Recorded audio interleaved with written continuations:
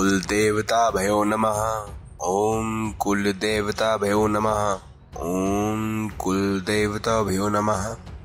दोस्तों, माना जाता है कि पितृपक्ष में पितृ मृत्यु लोक से धरती पर आते हैं और अपने परिवार वालों को आशीर्वाद देते हैं। श्राद्ध पक्ष का संबंध मृत्यु से माना गया है, इसीलिए इन तिथियों में शुभ और मांगलिक कार्यों को त्याग कर पितरों के प्रति सम्मान और एकाग्रता रखते हैं। शास्त्रों के अनुसार माना जाता है कि पितृपक्ष में हमारे पूर्वज धरती पर किसी न किसी रूप में आते हैं।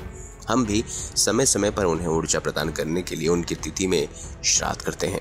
इन दिनों पितृपक्ष चल रहे हैं और यह समय पूर्वजों को मुक्ति प्रदान करने के लिए श्राद्ध कर्म करते हैं। वहीं श्राद्ध के माध्यम से वे भोग के रूप में ऊर्जा ग्रहण करके अपने लोक दोबारा चले जाते हैं। लेकिन कई बार हमसे जब पितृ संतुष्ट नहीं हो पाते हैं तो वो हमें कई संकेत देते हैं। सपने में पूर्वजों का आना बहुत ही सामान्य बात है। यदि वैज्ञानिक दृष्टि से देखा जाए तो सपना आना स्वाभाविक है, क्योंकि उस दौरान हमारा मस्तिष्क अचेत अवस्था में होता है। उस समय हमारे मन में जिन बातों का गहरा प्रभाव होता है, सपने भी अक्सर वही बातें हमें दिखाई देती हैं। तो यदि आपको श्राद्ध पक्ष में सपने में पूर्वज दिखाई दे तो इसका मतलब क्या होता है? इसका मतलब है वो कहना चाहते हैं। आइए जानते हैं कि वह क्या कहना चाहते हैं। दोस्तों, माना जाता है कि अगर आपके सपने में मित्र परिजन यानी कि आपके पूर्वज आपको दिखाई दे रहे हैं या फिर वो शांति की मुद्रा में खड़े हैं, तो वो इस बात का संकेत देते हैं कि जल्द ही आपको कोई शुभ समाचार मिलने वाला है।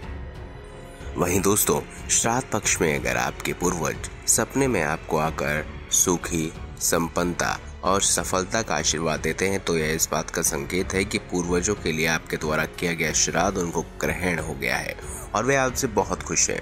यदि आपको मृत परिजन बार बार सपना दे रहे हैं तो इसका अर्थ ये है कि वो आपको बताना चाहते हैं कि उनकी आत्मा भटकने की स्थिति में है।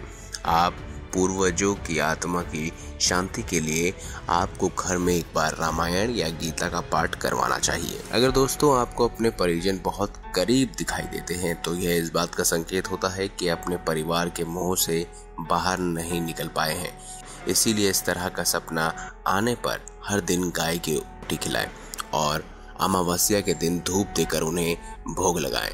ऐसा करने से हमेशा आपके घर में सुख समृद्धि बनी रहेगी।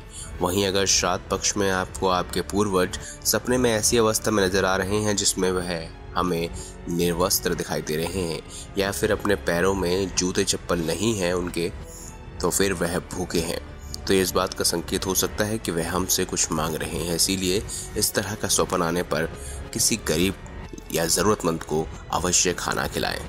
वहीं दोस्तों, श्राद्ध पक्ष के दौरान अगर आपको कोई कौवा अपनी चोंच में फूल या पत्तियों के लिए बैठा या उड़ता दिखाई दे रहा है तो समझ लीजिए आपकी इच्छाएं बहुत ही जल्द पूरी होने वाली हैं। साथ ही पितृपक्ष के समय अगर आपको अनाज पर कोई कौवा बैठा नजर आए तो यह इस बात के संकेत है कि आपको जीवन भर धन धान्य की कोई कमी नहीं रहेगी।